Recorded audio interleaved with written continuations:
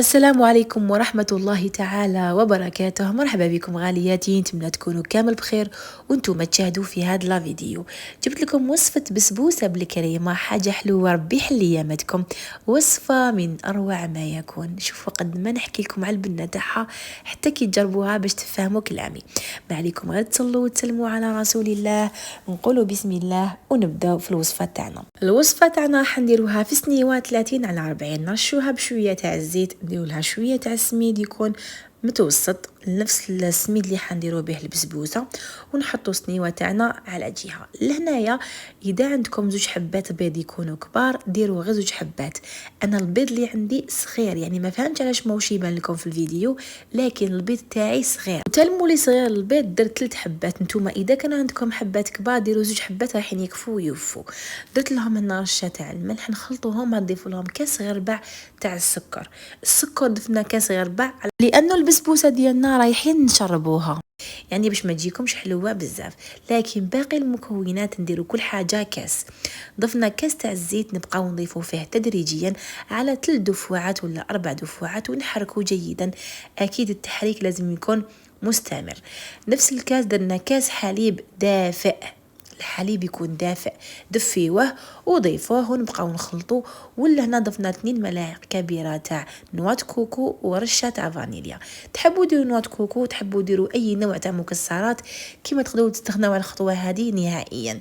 ضفت كاس ونص تاع سميد متوسط، وباقي الكاس كملتوه بسميد رطب باش البسبوسه تاعكم تجيكم هايله، ما تجيكمش حرشه بزاف كي ديروها بسميد متوسط، وما تجيكمش معجنه لو كان ديروها بسميد رطب. حنا درنا خليط بين رطب ومتوسط. وضفت لهنا كيس ونصف تاع خميره كيميائيه، مديت لكم مقادير مضبوطه يا البنات. ولا هنا كي كنت نخلط في الخليط تاعي حسيتو باللي مازال خفيف. كيفاش عرفت يا البنات؟ حكمت الفوي تاعي وقعدت ندير هكا خط 8 ولا ندير هكا زيغزاغ، ولا شفتوا باللي تمتم يتفاصل هذاك الخط، يعني تمتم يتمحى. هنا عرفت باللي مازال تحتاج نزيدوا لها شويه تاع السميد، يعني نفس الطريقه اللي نديروا بها مسكوتشو ولا الكيك باش تعرفوا باللي الفرينه اسكو مخصوصه ولا لا. انا كيست بلي الخليط تاعي مازال خفيف، حكمت لهنايا نص كاس تاع السميد رطب وضفت منه كميه قليله، يعني ضفت ربع وخليت ربع. لهنا ما فهمتش انا كي كنت نضيف في السميد ربع هذاك ما تصورليش المقطع. انا عم بالي نصور وانا ما كنتش نصور، حبيت نوريكم بلي القوام تاعو شوفوا كيفاش تعرفوا بلي راهو خفيف. حكمت نص كاس سميد رطب، راني نوري لكم هكا باش تشوفوا كامل الخطوات. ضفت منه يعني النصف وخليت منه ربع، ودوك تشوفوا القوام تاعو بعد ما زدت له هذاك الربع تاع السميد كيفاش ولا ثقيل. شوفوا كي ندير هكا خط ما يتفصليش تمتم. نتوما ديروا 2 كيسان وبقاو تضيفوا بالملعقه سميد سورتو المبتدئات، وشوفوا تلحقوا القوام اللي قلت لكم عليه. نقسم الخليط تاعي على 2، نحكمو هكا في البول باش يجيني يعني الطبقات متساويه وكانه وزناهم. نحكم الطبقه الاولى نديرها. لهنا الفرن تاعي كان ساخن، كنت شعلته سخن. نبقى نوزع في الخليط تاعي كامل في السنيوه تاعي. ولا هنا كي تفرغوها في سنيوه ما تخافوش انه تقولوا بلي الكميه راهي بزاف رقيقه، يعني البسبوسه تاعي حتجي رقيقه، بالعكس راهي حتنفخ وتجيكم ما شاء الله. نجو نحضروا الكريمه تاعنا اللي فيها 2 كؤوس ونصف تاع حليب، فيها 2 ملاعق كبيره تاع سميد رطب، فيها 4 ملاعق كبيره تاع سكر، فيها 2 ملاعق كبيره تاع نشاء الذره.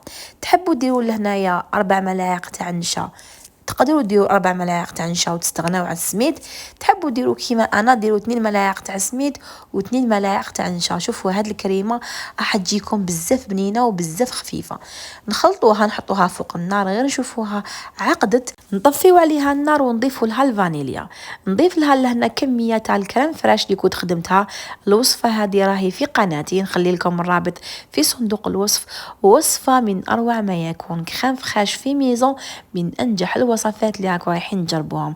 تجيكم نفس لا كريم فريش اللي تباع في المحلات قواما وذوقا يا البنات. شوفوا القوام تاعها كيفاش يجي ما شاء الله. لهنا اللي ما حبتش دير لا كريم فريش تقدر تعوضيها بزوج بايط فرماج ريجيم. لهنا بعد ما طابت الطبقة الأولى تشوفوها أحمرت لكم هكا في الجوانب، نجو نفرغوا الطبقة الكريمة ونحاولوا أنه نسويوها كامل في سنيوة ونخلوها فوق سطح العمل حتى وين تنشف لنا. كي نشوفوها نشفت بهذه الطريقة نجي نفرغ الطبقة الثانية تاع البسبوسة ونعاود نرجعها طيب، غير نشوفها نشفت نشعلها تحمر من الفوق، نحاول أني نسوي لها كامل الوجه تاعها وندخلها طيب. لهنا شوفوا راهي نشفت لي من الفوق، شعلت لها من الفوق حمارت لي. انا لهنا الشربات كانت عندي يعني مخدومه. نتوما الشربات خدموها في الاول باش تبرد لكم، ديروا كاس تاع السكر مع 2 كيسان تاع الماء، طخونج تاع القارص ولا تاع البرتقال وحطوها تغلي، غير تغلي غير تبدا تغلي حسبوا لها 10 دقائق وطفيوا عليها. لازم تكون البسبوسه تاعكم سخونه والشربات تكون بارده.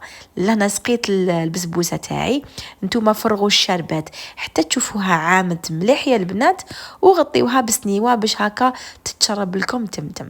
اما بالنسبه للناس اللي يحبوا البسبوسه تاعهم مشربه جيدا واش يديروا؟ يشربوها المره الاولى يخلوها تتشرب ومن بعد يزيدوا يشربوها المره الثانيه ويخلوها تتشرب هذيك الشربات. اما بالنسبه للناس اللي يحبوها ماشي مشربه بزاف يشربوها مره واحده حتكفي وتوفي.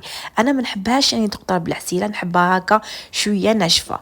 راني نقسم لكم فيها وهي سخونه، صدقوني يا البنات هاد السنيوه ما جاسش عليها ساعه كانت خلاصت ما شاء الله يعني بصحتهم.